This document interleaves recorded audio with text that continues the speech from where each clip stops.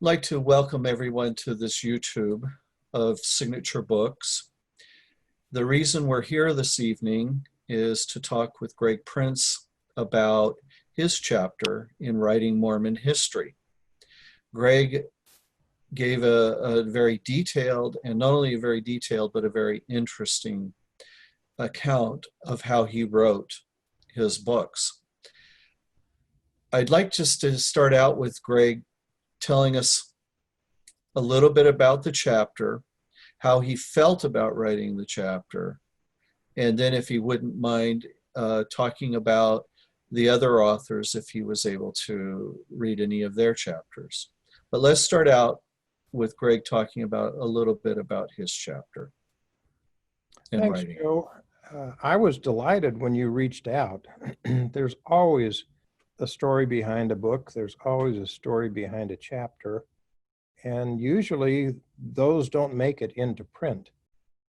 We're in an age where it's never been easier to chronicle history with things like voice recognition software. The irony is that as easy as it is, fewer people than in the past bother to take the time to record it. So a lot of these both interesting and I think crucial pieces of history disappear because nobody ever asked the author to write them down, and it would not be part of what the book itself would normally be thought to contain. So kudos to you for having the idea for this anthology that I think peels back a lot of the layers about how Mormon history is written. And often I think that story is as important as the history itself.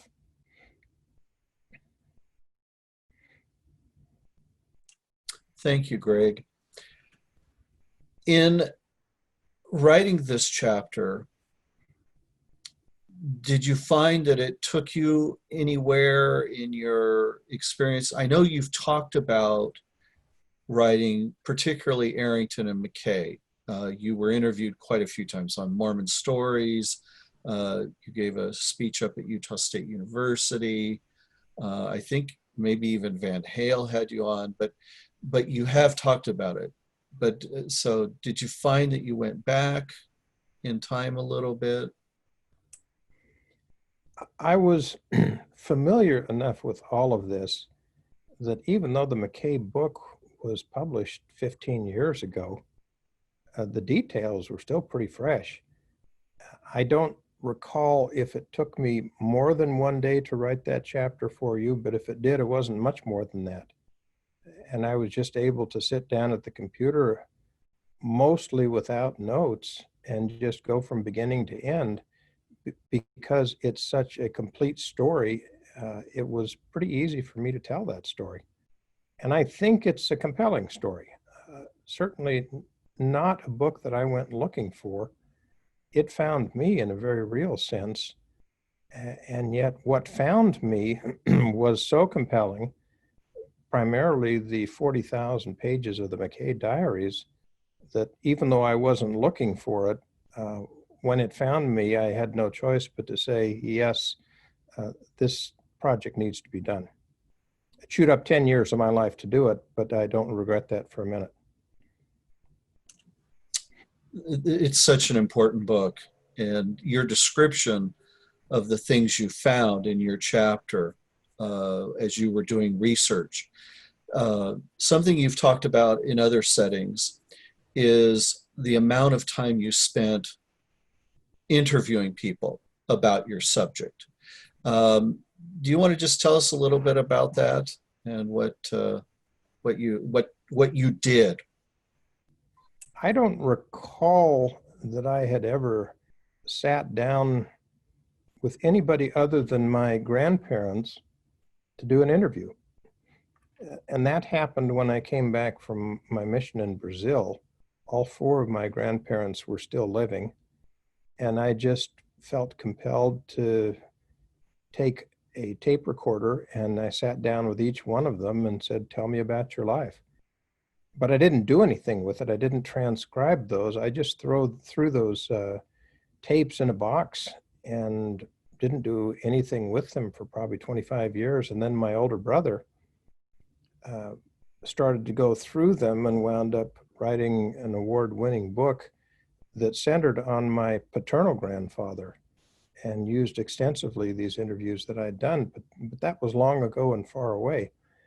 When I came into possession of the McKay diaries, I was still finishing the book on early LDS priesthood. And it was a real temptation to just jump into the diaries. But I had to resist that temptation because I knew that that would be a lot more interesting than tying down the remaining loose ends on the priesthood book. And if I didn't get that book out at that point, I might never get it out. So with difficulty, I put those notebooks on the shelf for over a year and disciplined myself not even to crack open the covers of them. Once I finished the priesthood book and got it to the publisher, then it began to dawn on me as I started to read through the diaries that that written record was secured. What was not is that I read about people, some of whose names I knew, and I realized that those people, if they were still alive, would not likely be alive very much longer. So I made a decision to to de-emphasize for that time period going through the diaries and instead trying to go out and interview as many people as I could find who had known President McKay enough to have something worthwhile to say about him. In some instances, those were general authorities. In some instances, family members. In some instances, political figures. We hit it just right, we meaning Bob Wright, the co-author, and myself, because had we started the project many years prior to that, I think that the general tendency among Latter-day Saints to be reflexive, protective about their own history would have overruled the candor that we were able to achieve by interviewing them later on. Now, we didn't have as many people living by that time. I started doing the research on the McKay book in about 1994. So had we started it earlier, we would have had more people, but we would have had, I think, less content. And time after time, of the 200 people that we interviewed, I was quite taken by their willingness to overcome their reflex protectiveness of the institution and get down on the record some important history that in virtually every case they had never recorded themselves. So those interviews were crucial in some instances because they gave data that we didn't have and wouldn't otherwise have had. And in many other cases, they gave the perspective, the subjective view of history that you tend not to get in the contemporaneous records like those diaries. So putting all of that together, it gave us a chance to have a three-dimensional history. And I think to a large extent, particularly now that we're 15 years out from that book, I think we had good success in achieving that. I would agree. Personally, I find those interviews some of the real gems of Mormon history. I think of the Florence Jacobson history you allowed me to read. And she's an amazing person, an interesting person, and you were able to interview her. That's a great. Yeah, one of my most memorable interviews was with Tom Parmley. Tom's late wife, Laverne, had been the general president of the primary for, I think, over 20 years during the McKay years. She was at that time deceased. Tom was 97 years old and was still razor sharp in his intellect. And I just had a ball because it was scientist talking to scientist. He was a physicist, I'm a biologist. And he said, you know, if I were to do it today, I wouldn't go into physics. He said, physics has pretty much been done in terms of discovery of things that can be discovered given the limitations of scientific equipment that would be required to make further discoveries now. He said, biology, that's where the frontier is. He just had a remarkable zest for life, especially for the intellectual life.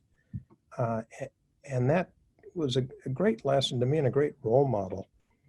Many of the people that I interacted with also turned out to be role models. Aside from any of the information that they gave me for the McKay biography, it was a remarkable entree to people who I doubt wouldn't have known or cared who I was otherwise. They gave me the interview, not because of me, but because of the subject matter of the book. And so it opened doors that I couldn't have imagined existed previously, and it was just a terrific adventure. I also found that I was accumulating way more information than I would ever use, so that eventually those transcripts, and I did full-length transcripts of every interview, they'll form a corpus of research material that I think generations of Mormon historians will yet be able to take advantage of. I doubt that we used even 5% of the content of those interviews in writing that book. I completely agree about the importance of that. And in my opinion, it's a gold mine. Have you made any of those available? And if so, are those up at the U? No, I haven't made any of them available yet, mostly because still quite a few of those people are living. And I'm content to let the passage of time take its course. Eventually, those will be part of my papers at the University of Utah, but not yet. And who knows, I may even dig into them a little bit more for an article here or there. Yeah, that makes complete sense. I did find something, though. Richard Paul had done most of the writing on a biography of Henry Moyle. He died before that was completed, and so it was later finished by somebody else. But after Paul died, his daughters gave his papers to the University of Utah. I went up and looked through them and saw that part of the papers consisted of a lot of tape cassettes of interviews that he had done, but his papers had handwritten notes taken from those interviews. And that was what he worked off of to write his biography.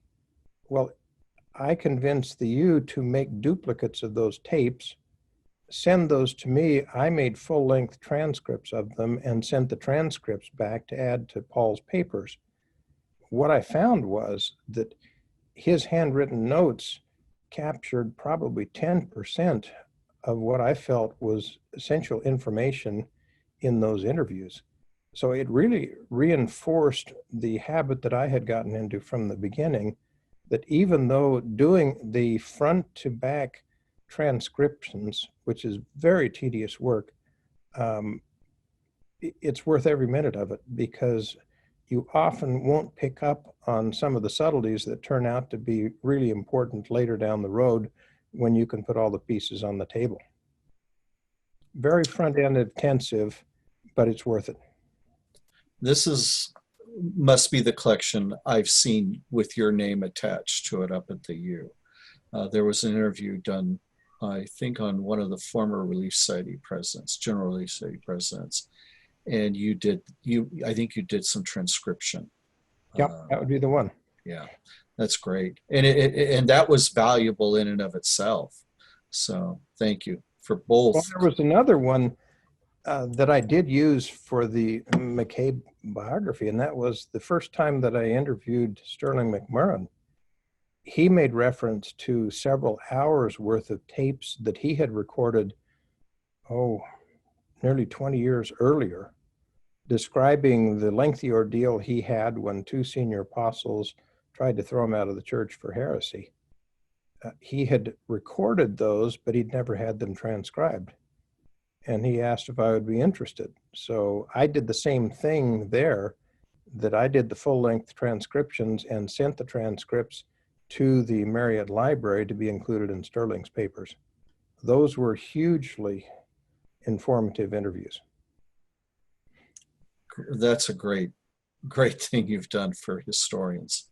Those are the kinds of things that will live on and on. I also think your chapter, what I've been told by a few people is that as they read your chapter and the other authors, that it's almost a how-to book. They've learned a great deal of how to do research, how to write. Well, I knew how to do research in a different venue because I've had a career now of nearly 50 years in scientific research, which has involved a lot of publications along the way. So I knew how to do the experimental research and I knew how to deal with data. When I published the priesthood book, in the introduction, I said, this is what a scientist does in confronting history, that I bring the tools of science to it, and that I feel that those tools can yield information that's useful information. So I don't purport to be a professionally trained historian. I'm not. History was my least favorite subject in high school and college, but there's the irony of over time, here I'm writing history. But my approach through all four of my books bears the deep imprint of a scientist who is collecting and analyzing and then writing data according to where those data points allow me to go. My books are almost void of speculation intentionally.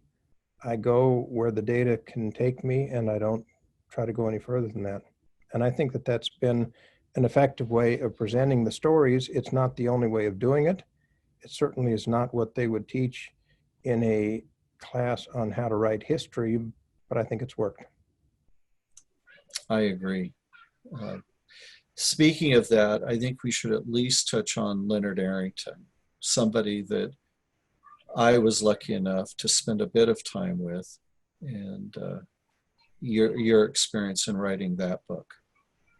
That was another one that came looking for me, that not many months after the McKay book was published, I spoke on that biography in Logan, and after the meeting, Susan Arrington Madsen, Leonard's daughter, came up, introduced herself, and asked if we could have breakfast the next morning before I went back to Salt Lake. And she said that she and her brothers had read the McKay book, really liked it. Would I consider being their father's biographer? Well, I had enormous respect for Leonard Arrington. I'd met him several times at Mormon History meetings. I didn't really know him that much on a personal basis, although when his autobiography came out just a year before he died, I read it in one afternoon, loved it, sent him a note, and he sent back a very gracious handwritten letter in return. So I felt something of a personal kinship to him. Plus, his oldest son and I had been missionaries in the Brazilian South Mission at the same time. So James and I already knew each other.